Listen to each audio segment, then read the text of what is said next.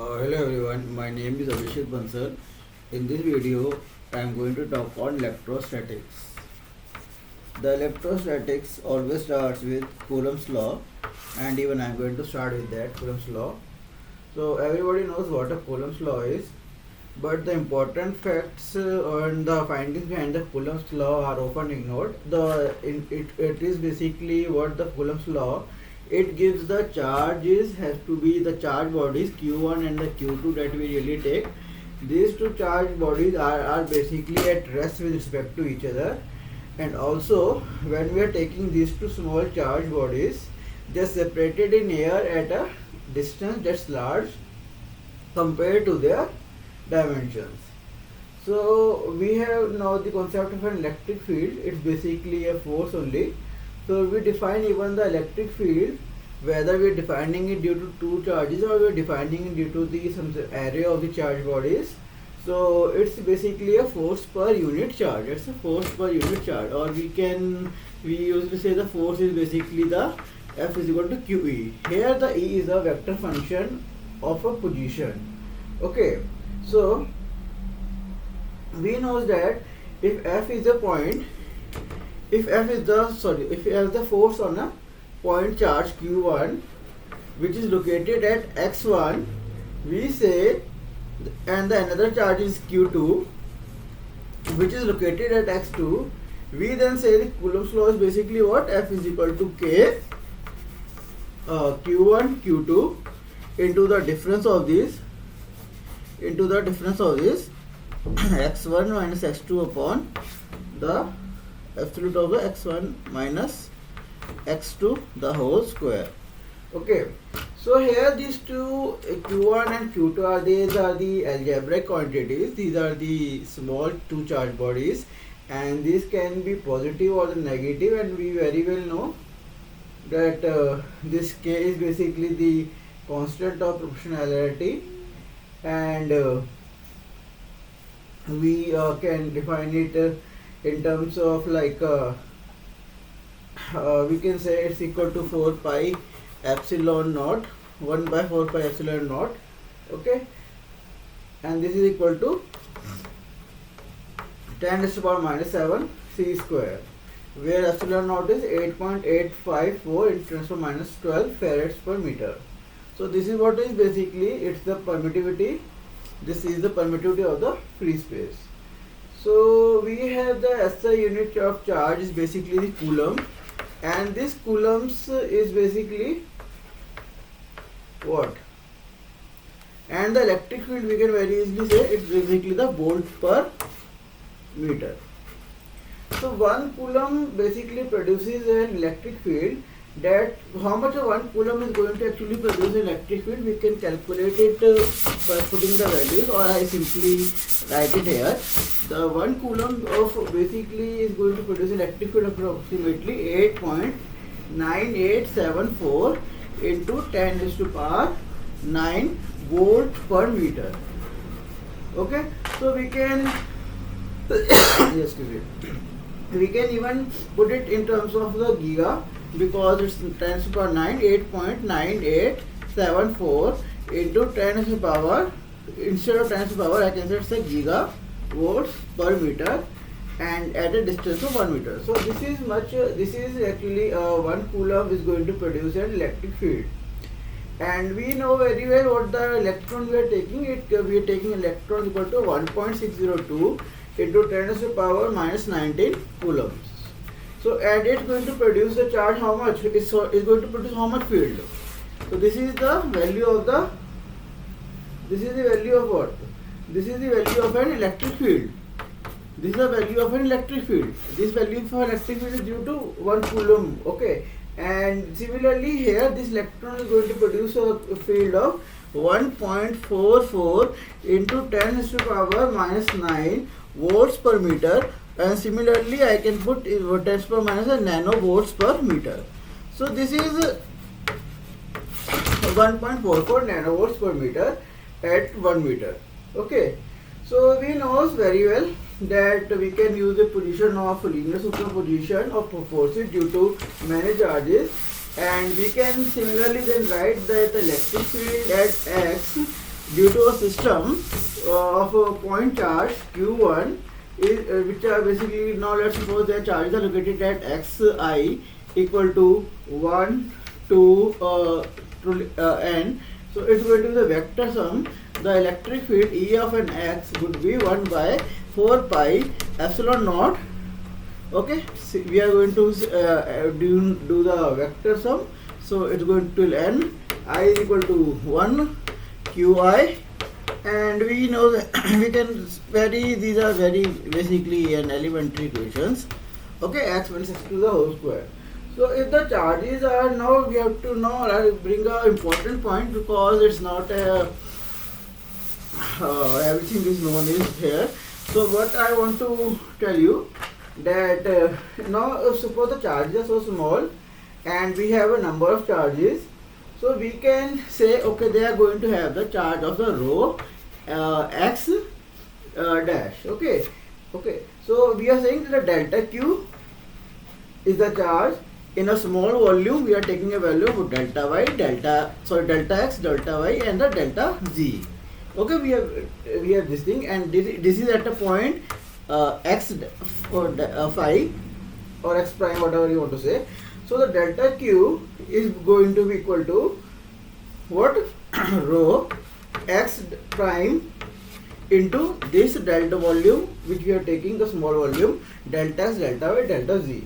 So this is sum that I have just drawn previously here with shown. So we say that the electric field is going to be 1 by 4 pi epsilon naught. Instead of the summation sign, it's basically an integral of the rho x dash or x prime into this x minus x dash upon x minus x dash, the whole square, and the d cube. The d, it won't be a dx, it would be a d cube, because I am taking the three-dimensional volume element at x prime. So it won't be, the integral won't be the integral that x prime would be that x minus x dash. It won't be dx, it will be the d cube x prime. Okay, and we know d cube x prime is what? Basically we are denoting dx, dy prime, dz. So we can write either any of these two, but it's a three-dimensional volume element. So everybody knows what's basically a direct delta function, and the direct delta function is basically we know that the limit of a peak curve, or such as we can take in a Gaussian, and going to become narrower and narrower and higher and higher. Okay, the integral is 0 at rest anywhere else. Or let me go to, so let's go to here. So we will know that if suppose I am going to take an arbitrary function and f of an x. So I am going to tell the integral of an f of an x delta, which is a direct delta function here, x minus a dx is equal to minus of an f prime a. That's okay. So that's basically I am denoting it a differentiation. It's not a prime like earlier I have chosen the prime. Here it's the prime is denoting the differentiation. So, and another formula that we know about from the direct delta function is that the direct delta function of an delta of an f of, sorry, this is small f because I am taking the function small only.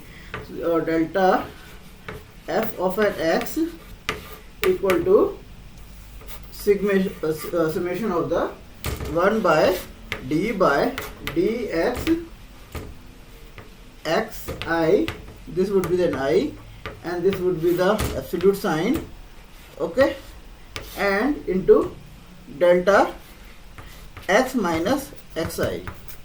Okay, so now we can even, this was the one-dimensional direct delta function.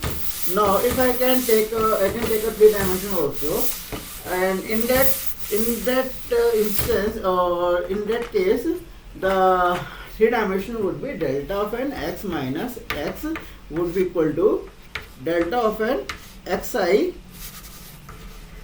delta of an x1 minus x1 into delta of an x2 minus x2 into delta of the x3 minus x3, because here I have taken small minus capital, and the capital is what? Okay, so and the other function, because it's an x, it's a position x equal to x, so at this position this function is going to vanish it. Okay, and we can have a delta function that has a dimensions of an inverse volume in whatever number of dimensions. That means so that means the integral of an over an volume or over an inverse volume, okay, is going to be equal to delta of the x minus capital X d cube x, d cube of the small x.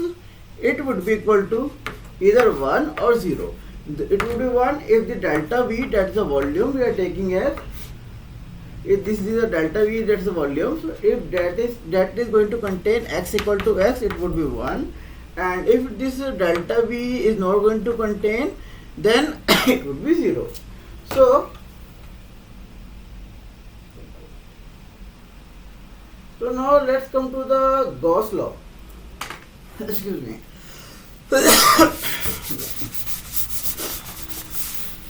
Okay, now let's come to the Gauss law. So the integral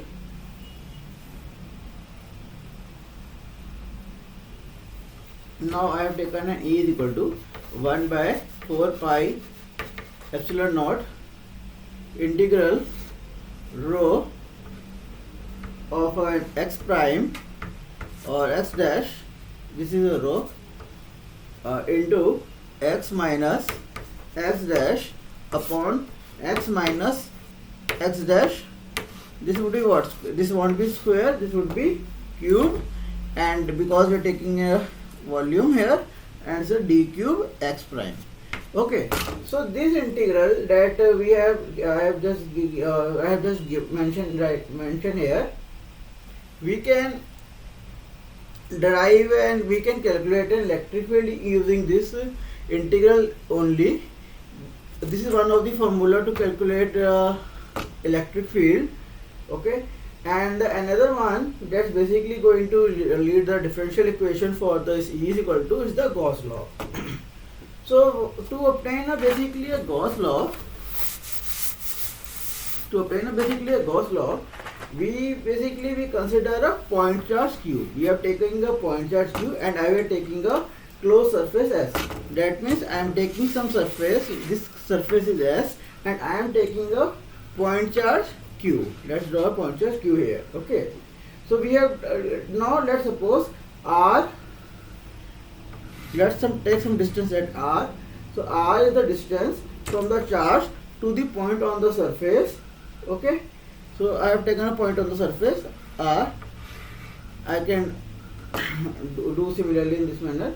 So this is a point on the surface, and this then N is then outwardly directed unit cut normal to the surface of at this point. Okay, and the dA,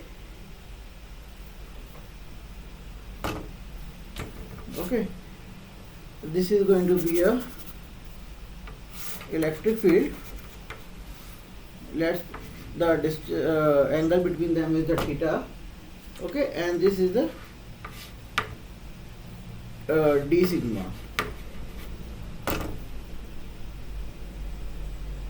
So basically what we have got, that the normal component, it is integrated over a closed surface S.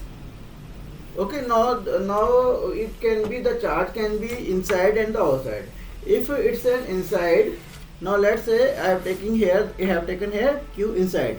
I can put Q here outside. So in that case, or rather I put here only. So in that case, this electric field would be again in this. This would be N. Similarly, the N would be again outwardly, and the electric field this would be the E. So what we are basically seeing here, that this is the called as the solid angle. So this solid angle, it is subtended at a charge. Okay, so the total solid angle that would be subtended at the charge by the inner side of the surface, it is going to be 4 pi.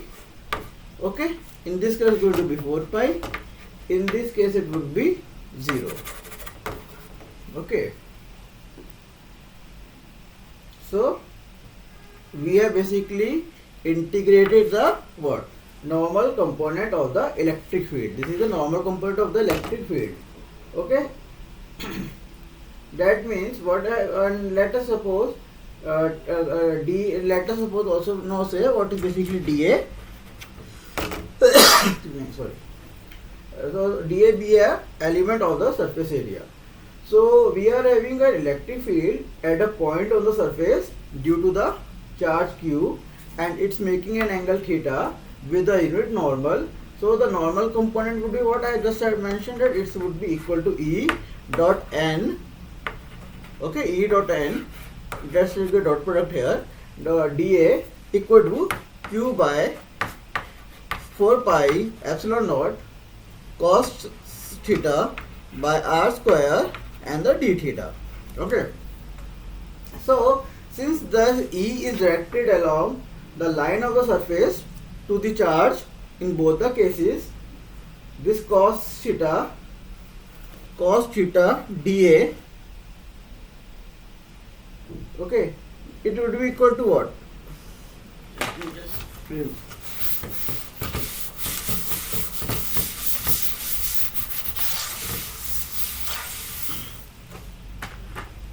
This cos theta dA, this was basically what you have got. The normal component was E dot product of E dot n into dA was equal to q by 4 pi epsilon naught cosine of theta by r square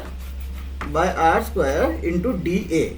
So this cos theta into dA, due to the fact that the E is directed along the line from the surface element to the charge, it would be equal to r square d sigma. I have drawn the d sigma element there because I have drawn this. This was a q, so I have drawn the d sigma, a small element here inside it, and it's going to be subtended by dA at this position of charge. Therefore this would be reduced to what? R square will get cancelled. We are going to get E dot and dA, it would be equal to q by 4 pi epsilon naught d sigma.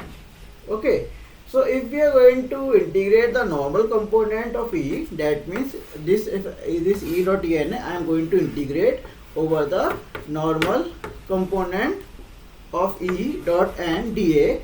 It would be equal to what? This is very important in deriving the Gauss law. I just write it here. I think it's understood that E dot n dA is equal to nothing but q by 4 pi epsilon naught d sigma. That's the element of the solid angle that is going to be subtended by dA at the position of the charge. So if you are going to integrate this, the normal component of E, this is a normal component, I am integrating it over the whole surface now. It was not over the whole surface. So it would be equal to either what? It would be equal to q by epsilon naught, or it would be 0. If the q lies inside it, the closed surface has, sorry. So it would be q by epsilon naught, and if the q lies outside us, it's a 0. So this is a Gauss law, but it's due to a single point charge.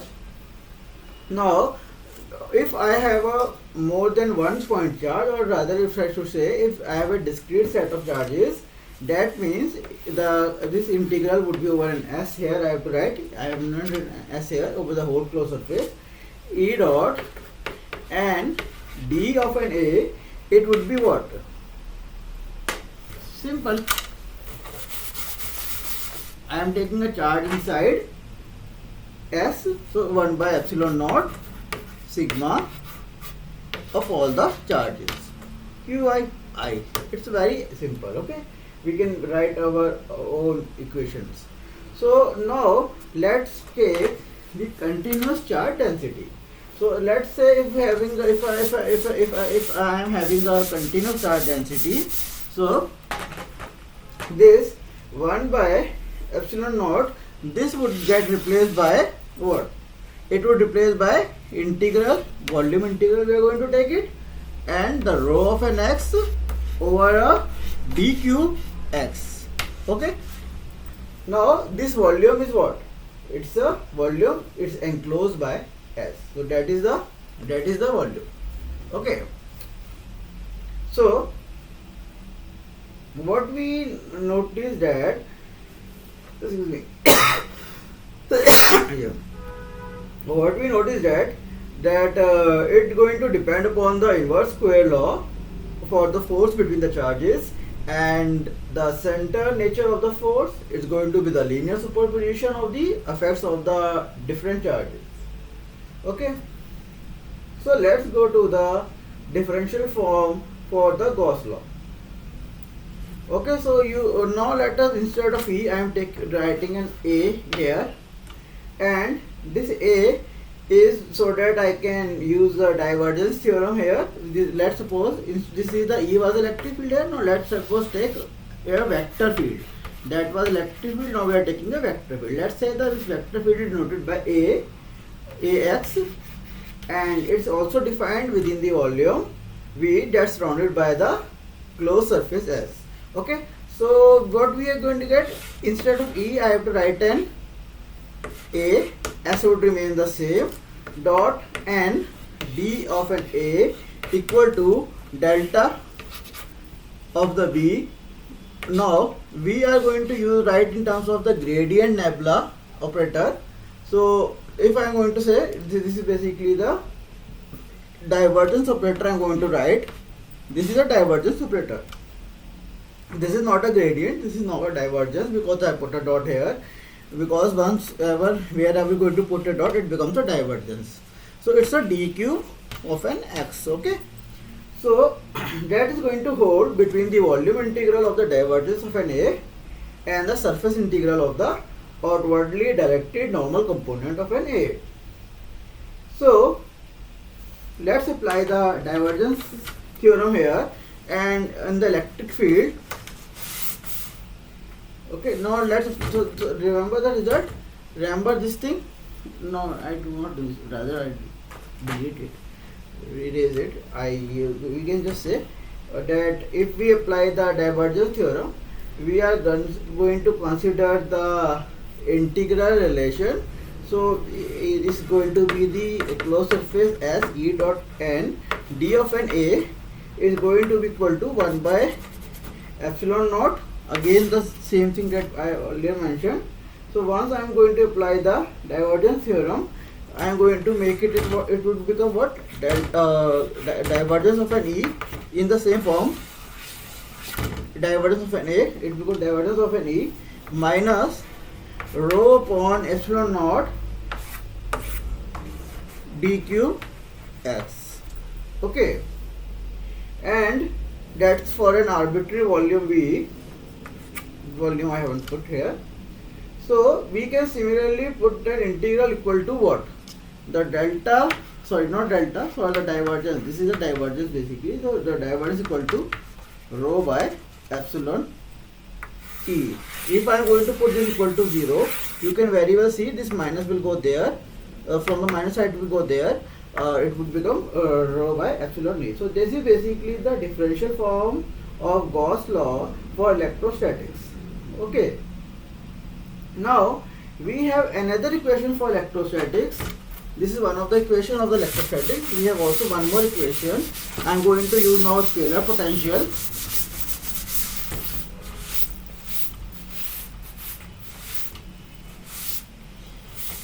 Excuse me. Okay, we are going to use the scalar potential law. So what basically we have the three components of the electric field. So we know a vector field can be specified, okay, up to a gradient of a scalar function that's going to satisfy the Laplace equation, or let's put it simple, that the vector field, it can be a vector field. I have taken here A of an x. The vector field is basically complete. It can be specified if its divergence and the curl. So I talked on the divergence of the electric field. Now I am talking on the curl of an electric field. I have put it cross here. So this is divergence. This is not an x. This is cross. So this divergence of and the curl, if these are defined, or if these are given everywhere in the space, we can simply know what's the vector field. Okay, so we the this curl E as a function of position, it's equal to 0. So if we are going to utilize our Coulomb's law, generalized Coulomb's law, E of an x equal to 1 by 4 pi epsilon naught integral of rho of an x prime x minus x dash upon x minus x dash, the whole would be what? Cube again, not square, the q d cube x prime. Okay, so the vector factor in this integrand we can view as a what? We are viewing it as a function of an x, and that is this vector function. I am talking of this vector function. Now I am talking of this thing, not d cube x square. That is this vector function x minus x prime by x absolute value of the x minus x prime whole cube. So this vector factor that we have used in the integrand, I am viewing it as a function of x, and it's equal to the negative of the what? Negative gradient. Now I am taking gradient, negative gradient of what? The scalar would be what here? X minus x prime, the absolute value. Okay, so we got a vector factor in this integrand as the negative gradient of the scalar. Okay, and that's going to satisfy the Laplace equation. And since this gradient operator, it involves an x, but it do not involve the x dash prime, that was basically the integral variable. So we can take it as outside, and we get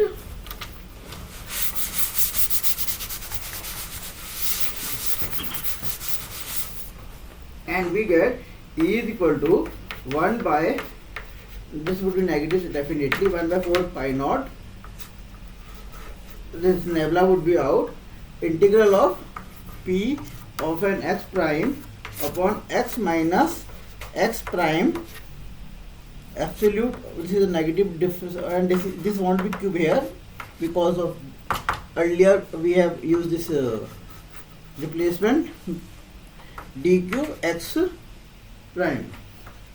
Okay, we know that the curl of the gradient, okay, of any scalar function, or rather if we are going to talk in the term of physics or mathematics, whatever, it's going to be well behaved. We use the word well behaved scalar function. So of the positive function, it vanishes. That means if I am going to take the curl of the this, if I am taking suppose if I am going to take this thing, it would be equal to 0 for all phi, or for all this thing. Okay, for all this, if I just take a phi here, so it will be phi here, or phi or phi, whatever you say. Okay, so we know that. So what we have got, the curl of an electric field, it is equal to 0. But here we can see that this depends on the central nature of the force between the charges, and force is the function of the relative distances only. It does not depend on the inverse square nature, as we have seen in the in the Coulomb's law.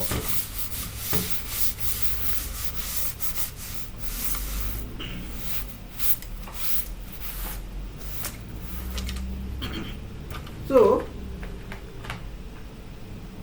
we see that the electric field electric field, that is the vector basically. So this electric field, which is a vector, it can be derived from the scalar by the gradient operation. Okay, now since one function of position, because we can easily deal one position of the function, I have taken 3-dimensional d cube x volume element. If I am going to take only a one position, let's say it's concentrating on the scalar function. So if I am going to define a scalar potential, this phi, f and x, it would be the electric field would be minus of the gradient of this scalar potential. So the scalar potential, if I want to write in terms of the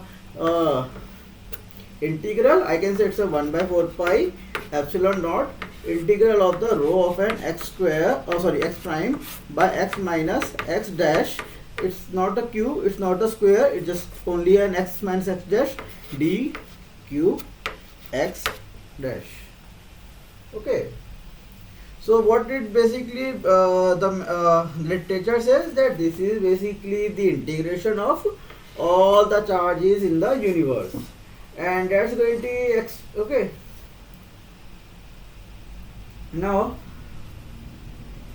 let's have the scalar potential has let's go for the other interpretation, the physical interpretation, when we are basically, because we are going to use the concept of a work. We know the work done on a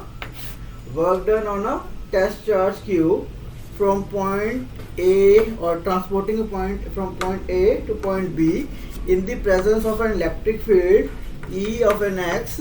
Okay, so we are going to calculate the force acting on the charge at any point, and we need not calculate it. We know that force is going to be equal to Q times E, or QE, and the work done would be what? Work done in the moving the charges from A to B, negative of it, F dot dl, this is equal to minus Q A to B E dot dl.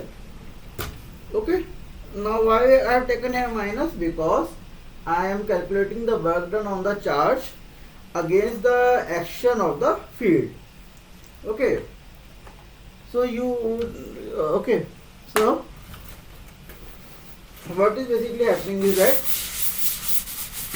that was the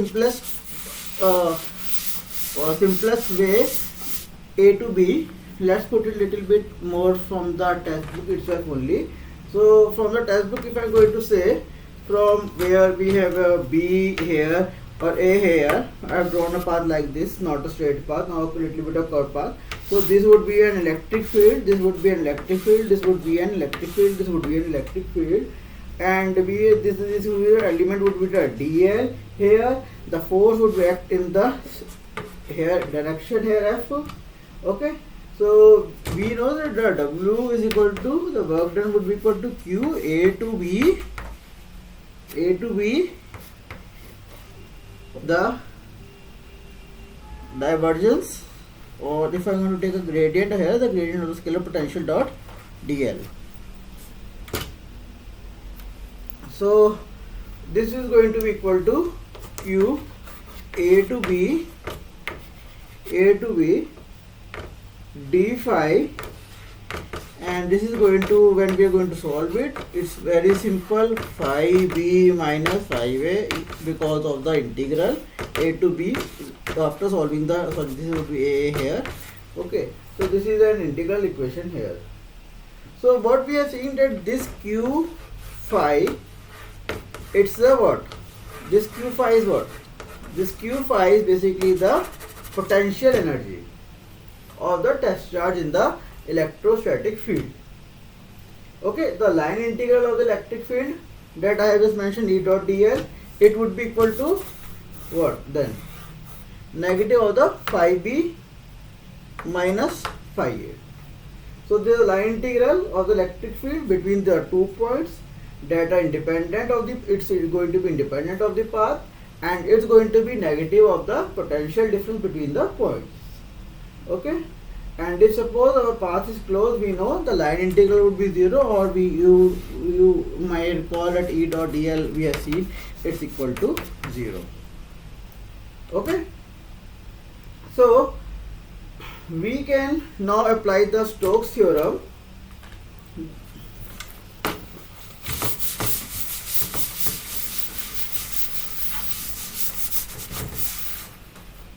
We can now apply the Stokes theorem, and now again we know that what was our field name was vector field. Sorry, I am talking about vector field. It was a well-behaved field. It was a well-behaved field, and it's denoted by AX.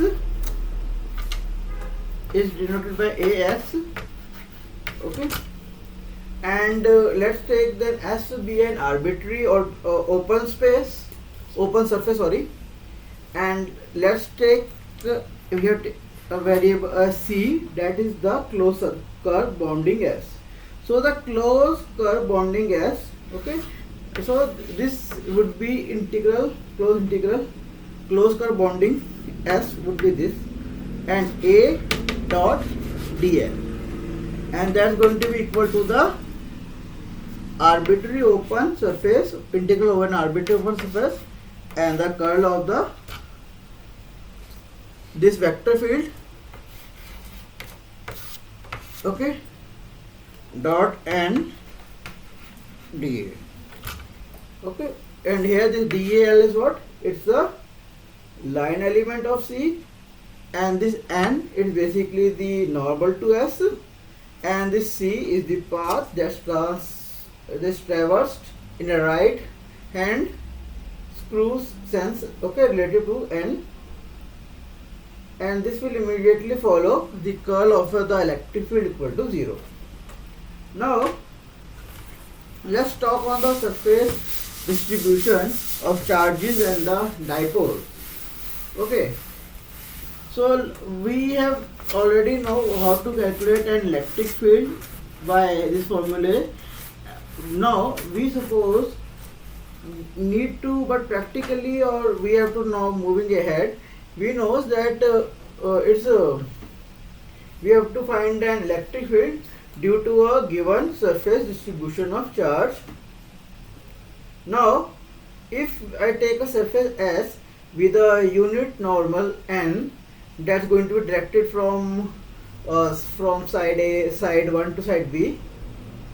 Now suppose that has a charge density sigma x, and it's measured in sigma x is measured in coulombs per meter square, and we have, let's suppose the side 1 has electric field E1, side 2 has an electric field of E1 and E2 on either side of the surface.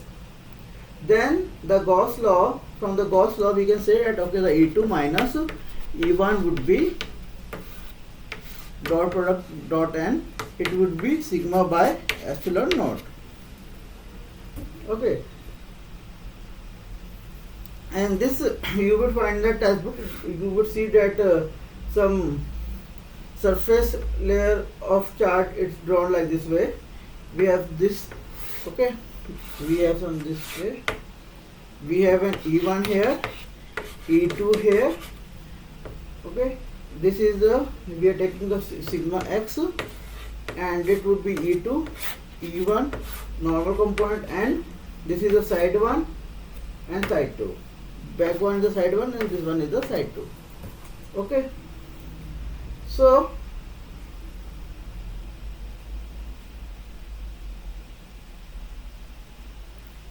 we here do not know is there any other sources of field, no other sources of field, and the geometry here we are taking a relatively very simple. Okay, so what we have just seen here in this, that there is a discontinuity of sigma by epsilon naught in the normal component of the electric field in crossing a surface with the surface charge density sigma, that's crossing being made in the direction of n. Okay, the tangential component of the electric field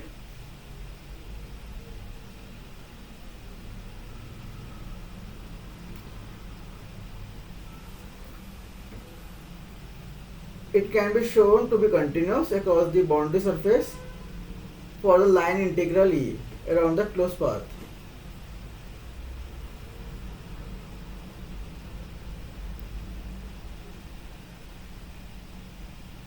So I have talked the surface distribution. Similarly, we can take either a volume distribution or a surface distribution. The potential is going to be everywhere continuous, even within the charge distribution. That E is basically bounded here, even though the discontinuous across the surface distribution of charge. Okay. Now.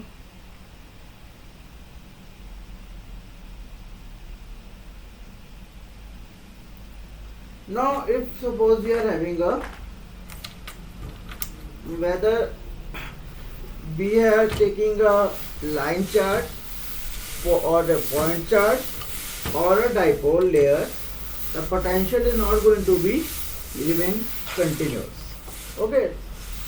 So suppose we are going to have a dipole layer of a distribution on the surface S.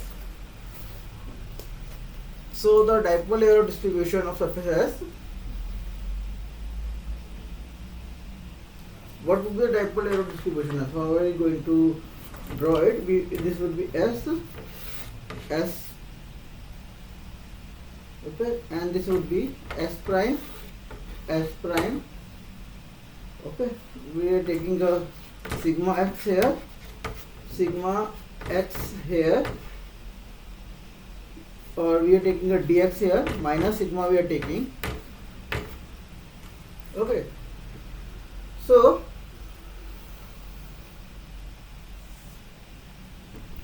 we are imagining the dipole layer as being formed by letting the surface S having the surface density sigma x on it, and we are having another surface S dash that's going to be lying close to this S. It has an equal and opposite surface charge density on it at neighboring points. So the dipole layer distribution of strength dx is basically formed by letting S dash approaching infinitesimally close to S. Okay, that means while the surface charge density becomes infinite in such a manner, okay, that the product of the sigma x and the local separation dx of S and S dash approaches the limit dx. This is what we can write very easily then. The limit of this delta dx tends to 0. The distance we are taking close and close, and it's a sigma x dx equal to the d capital dx. That's basically the dipole layer distribution of strength. So the direction of the dipole moment of the layer is normal to the surface S and in the direction from negative to the positive charge. So if we have to find the potential due to the dipole layer, we can consider a single dipole, and then we are going to superpose the surface density, or we can obtain the same result by using the limiting process. Okay, the limiting process closer and closer equal to the dipole layer distribution of strength dx. Okay, now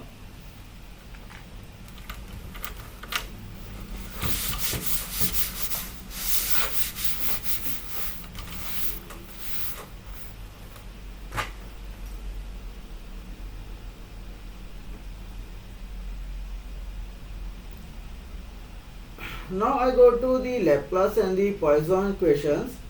So we know that we can describe the behavior of the electrostatic field by the divergence of an electric field denoted by rho by epsilon naught, and by the curl of an electric field that is equal to 0.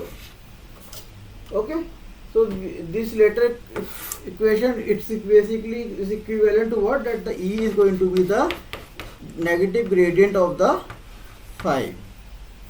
Okay, that is phi is what here we have taken defined it as the scalar potential. Now if I am going to combine these two into one partial differential equation for this scalar potential phi, we can very easily make it that this would be nebula square phi equal to minus of an epsilon naught. I am going to put this value of E here in this thing. So we are going to get square and negative I have put it here instead of here. So this we can derive that this thing. So this is basically the Poisson equations, and in the region of space that like the charge density, the scalar potential I have mentioned earlier that the scalar potential is going to satisfy the Laplace equation, because in that case this will be equal to what? 0. So when it is equal to 0, this is equal to this is the Laplace equation, and we already know how to solve the scalar potential phi x. If we take and solve it using an integral 1 by 4 pi epsilon naught would be outside, 1 by 4 pi epsilon naught would be outside, rho of an x dash square upon x minus x dash, the absolute value, into d cube xn. So this equation I have already mentioned in the starting of this video. So we can, if we want to really verify that whether this indeed satisfying this equation, the equation this equation is going to satisfy the Poisson equation, we can use the Laplacian on both the sides, and we know the integrand result is going to be singular. Okay, and once we got an integral position to singular, we can use a limiting procedure. So suppose we are defining a potential, this is now using an A here in the scalar potential, A potential I am taking it, it is equal to 1 by 4 pi epsilon naught integral of rho of an x, rho of an x prime, x minus x prime the whole square plus a square, it would be under root of this d cube x prime. So the actual potential would be what? It would be the limit of the A potential. We can say if this A is 0, we are going to come to the actual potential only. So that's the limit of the A potential. A tends to 0. And when we are taking, now we can take a Laplacian easily above the A potential. What would be the Laplacian of the potential? I have to just put a nabla here. This would be the Laplacian operator. I am going to put square, nabla square. So once I put it here, when I am taking a Laplacian, so it would be here again what? It would be again here also it will come this thing. Let's put it inside the integral only. So this is the, okay, let's put this as r to simplify by x minus x dash.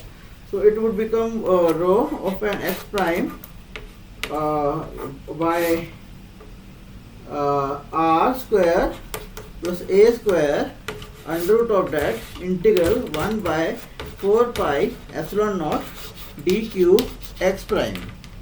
Okay. So we have now, after putting the Laplacian, we are going to have here what?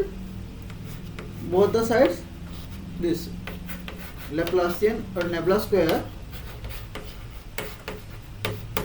would be equal to this thing now, and this would be equal to what?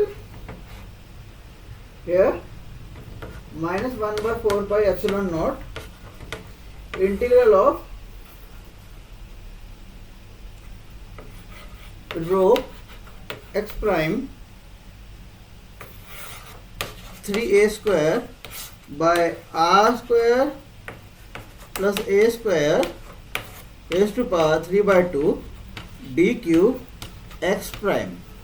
Okay, so that is, we can see that this negative this square bracket that I have taken 3a square by r square plus a square raised to power, sorry, it would be 5 by 2, not 3 by 2, the 5 by 2.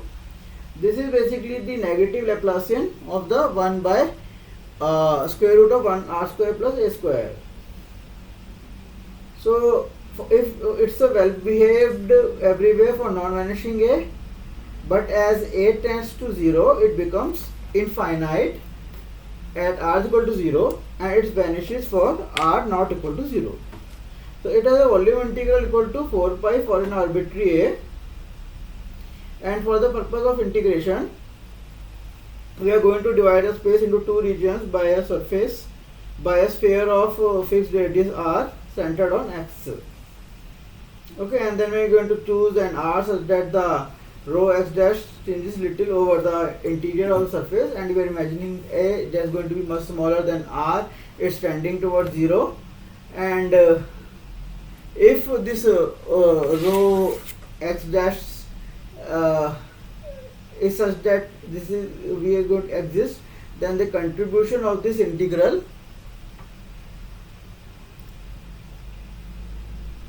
from the exterior of the sphere will vanish. Okay, so if we are going to take the Taylor series of this well behaved rho x dash around x dash, we can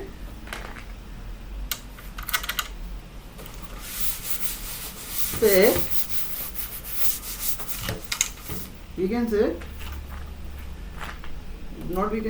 we are basically using the Taylor series over this a potential.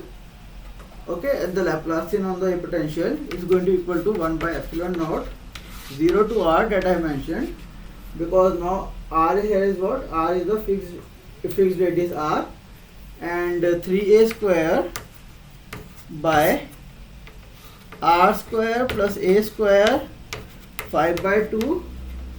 Now we are going to use the Taylor series here.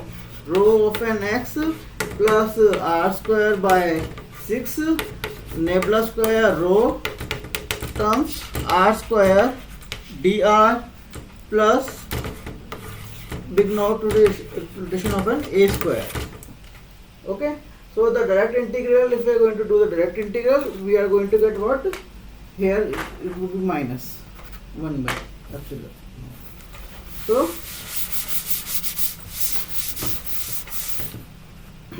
here it means it would be equal to then 1 by epsilon naught rho x 1 plus big O net square upon a square upon r square.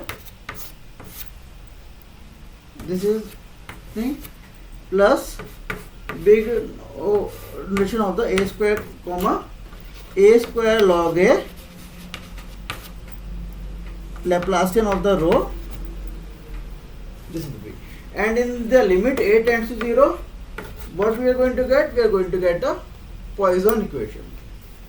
So the singular nature of this Laplacian 1 by r we can express in terms of the direct delta function also.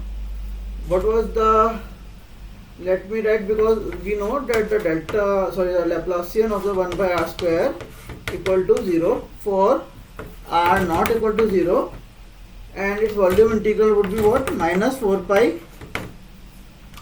So we can write this equation as what? This equation we can easily write minus 4 pi in terms of direct delta function delta f. Or if I have to take a generalized case, it would be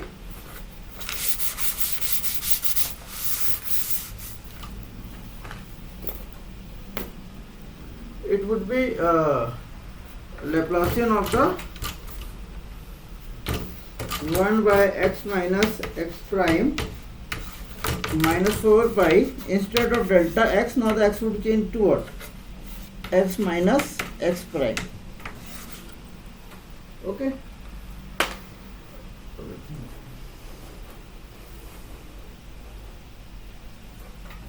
I am going to stop the video here. I am going to make a second part.